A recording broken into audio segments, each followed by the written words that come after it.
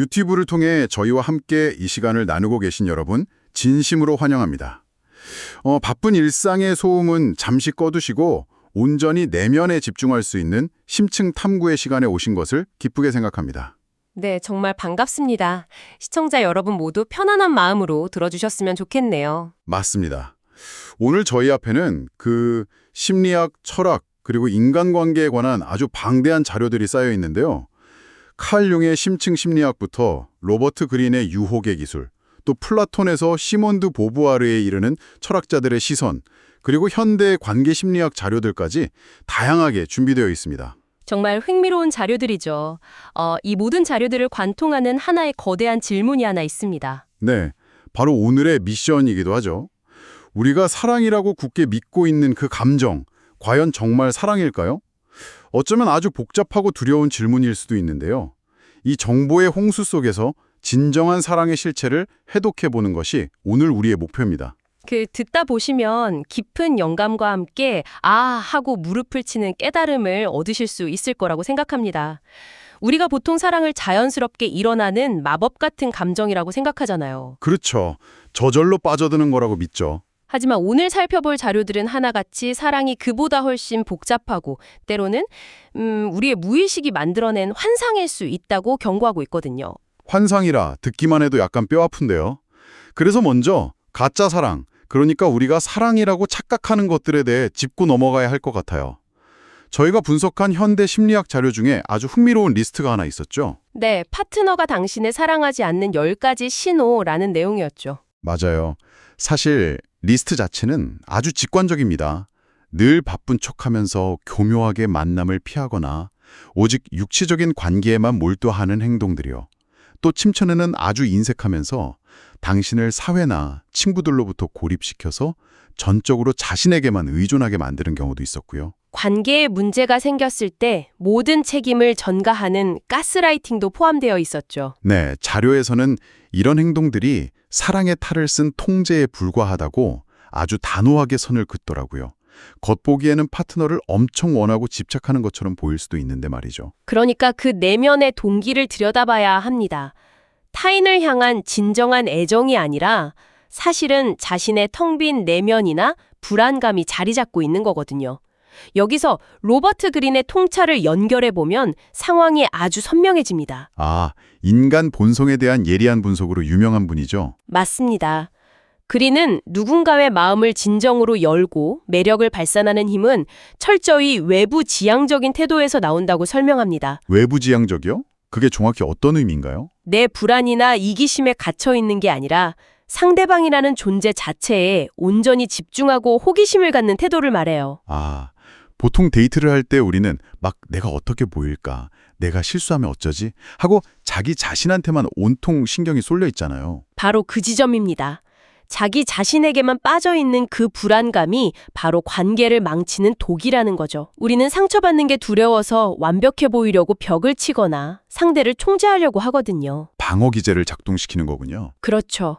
하지만 그린은 오히려 상처받을 수 있음을 인정하고 자신의 진짜 모습을 드러내는 취약성이야말로 타인의 마음을 열게 하고 강렬한 연결을 만들어낸다고 강조합니다. 취약성이라는 단어가 참 흥미로운데요.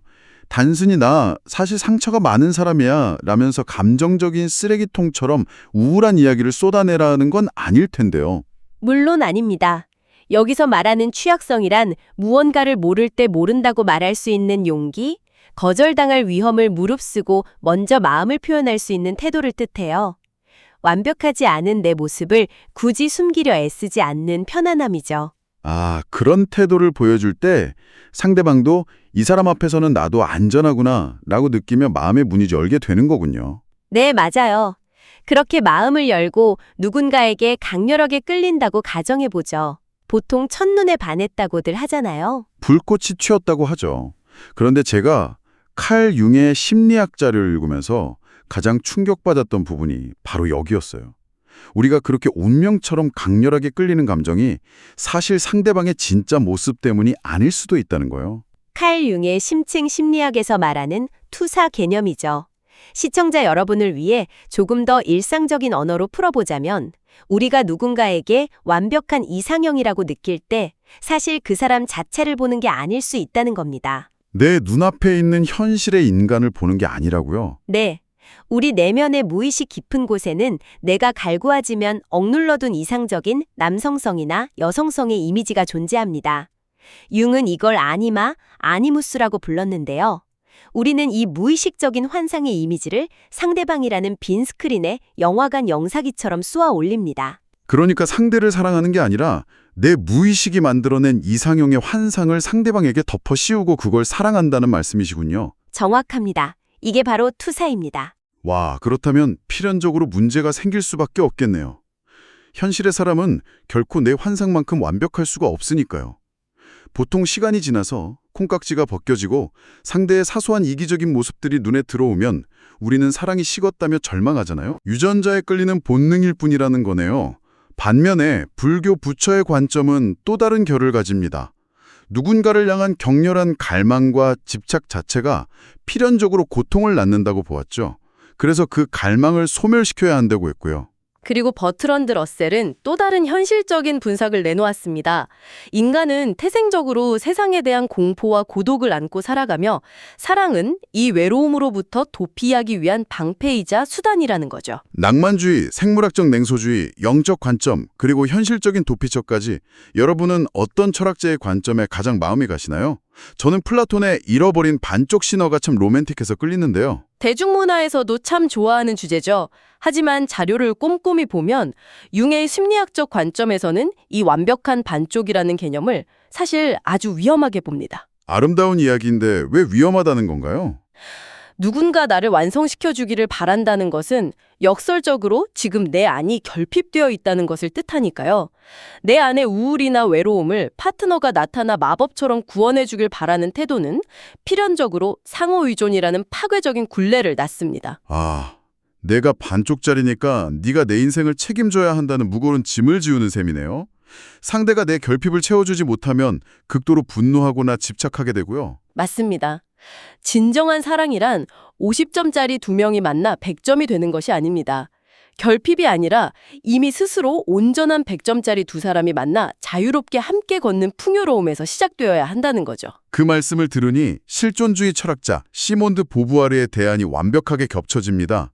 어느 한쪽이 종속되는 관계를 비판하면서 진정한 사랑은 서로의 자아 발견을 지지하는 위대한 우정과 같아야 한다고 주장했죠. 독립된 두 세계가 만나 삶을 더 풍요롭게 확장시키는 관계 말이죠.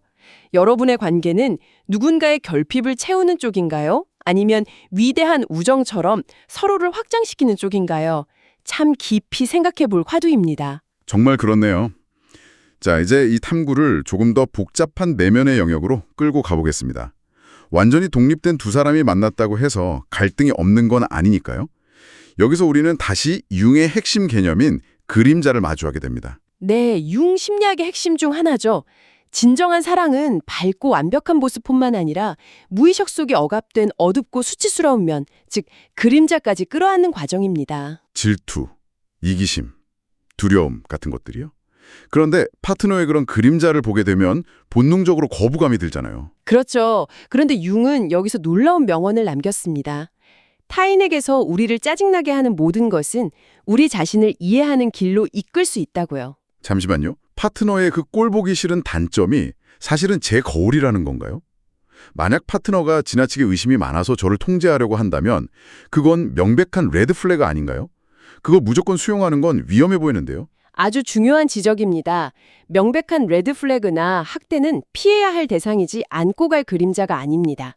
융이 말하는 거울 효과는 일상적이고 감정적인 마찰에 가깝습니다. 일상적인 마찰이라면 예를 들어 어떤 게 있을까요? 파트너가 지나치게 여유를 부리고 게으름을 피울 때 당신이 통제할 수 없을 만큼 분노를 느낀다면 그 분노 이면에는 나 자신에게는 단 한 번도 쉴 틈을 허락하지 않았던 억압던 피로감이나 완벽주의가 숨어 있을 수 있다는 뜻입니다. 아, 상대의 그림자를 통해 나의 억눌린 상처를 발견한다는 의미군요.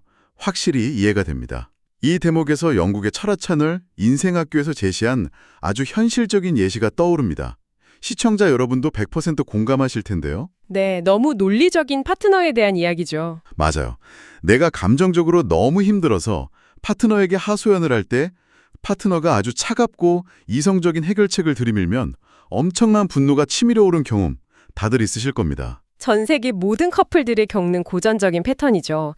예를 들어 고소공포증이나 대중연설에 대한 두려움을 털어놓았을 때 파트너가 통계적 수치를 들먹이며 팩트 폭격을 하는 상황이요. 네, 논리적으로는 완벽히 맞는 말인데 우리는 위로받기는커녕 상대가 숨겨진 짜증을 내며 내 감정을 무시한다고 느끼고 상처를 받습니다. 대체 왜 이런 감정적 어긋남이 생기는 걸까요? 우리의 비합리적인 감정적 고통은 사실 논리의 영역이 아니라 어린 시절의 상처나 무의식적 기원에 닿아 있기 때문입니다. 차가운 사실이 필요한 게 아니죠. 그럼 무엇이 필요한가요? 상대방의 그 비합리적인 두려움조차 이해하려는 상상력, 그리고 안전하다는 것을 느끼게 해주는 부드러운 위안입니다. 과도한 논리는 때로 감정적 현실을 무시하는 숨겨진 폭력으로 다가갈 수 있음을 알아야 합니다. 논리가 아니라 감정적 진식에 동참해주는 부드러운 위로가 진짜 사랑의 언어라는 거네요. 지금까지 우리는 투사, 상호 의존, 그림자 수용에 대해 깊이 파헤쳐 보았습니다. 그렇다면 도대체 이 모든 혼란을 뚫고 피어나는 진짜 사랑의 신호는 무엇일까요? 융은 진짜 사랑의 3가지 신호를 제시했습니다. 첫째는 에너지 부여입니다. 에너지를 고갈시키는 게 아니라 가장 나다운 모습으로 존재하게 하여 생명력을 불어넣는 관계죠. 둘째는 무엇인가요? 공동의 목적, 즉 개성화 과정입니다. 서로를 억압하거나 통제하지 않고 각자의 자아 실현 과정을 지지하며 나란히 걷는 것을 말합니다. 네가 성장하는 모습을 곁에서 지켜보는 게 기쁘다는 태도군요. 마지막 3번째는요? 동시성입니다. 설명할 수 없는 깊은 영적 연결과 의미 있는 우연의 일치죠. 서로가 서로의 영혼의 거울이 되어지는 깊은 공명 상태를 뜻합니다. 영혼의 거울이라는 표현이 참 묵직하네요. 하지만 이런 상태를 찾았다고 해서 영원히 유지되는 건 아니겠죠? 에릭 프롬의 사랑의 기술이나 사이크 투굴의 팁을 보면 사랑은 의식적인 연습이 필요하다고 강조하더라고요. 맞습니다. 사랑은 저절로 유지되는 게 아니죠. 열린 소통, 신체적 접촉, 유머 감각의 공유, 그리고 다툰 후 화해하는 과정이 필수적입니다. 그리고 이 모든 것을 아우르는 핵심이 바로 인내입니다. 인내.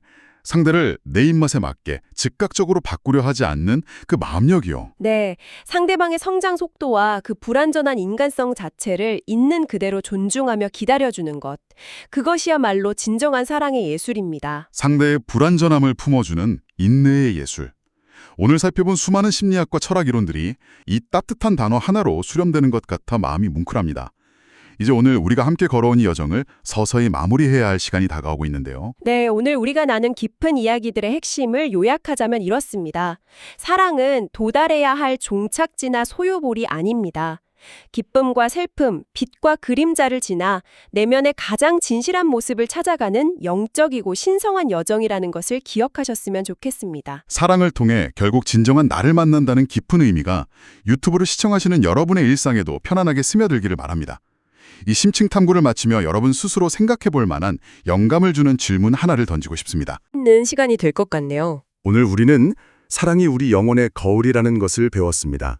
그렇다면 당신이 과거에 겪었던 가장 뼈아픈 이별이나 상처는 어떨까요?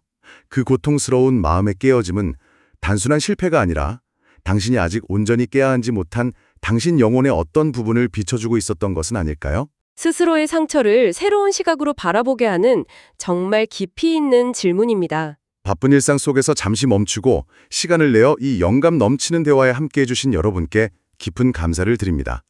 여러분의 일상과 관계에 따뜻한 변화가 있기를 진심으로 응원합니다. 오늘도 당신 자신에게 다정한 하루를 보내시길 바라며 저희는 여기서 인사드리겠습니다.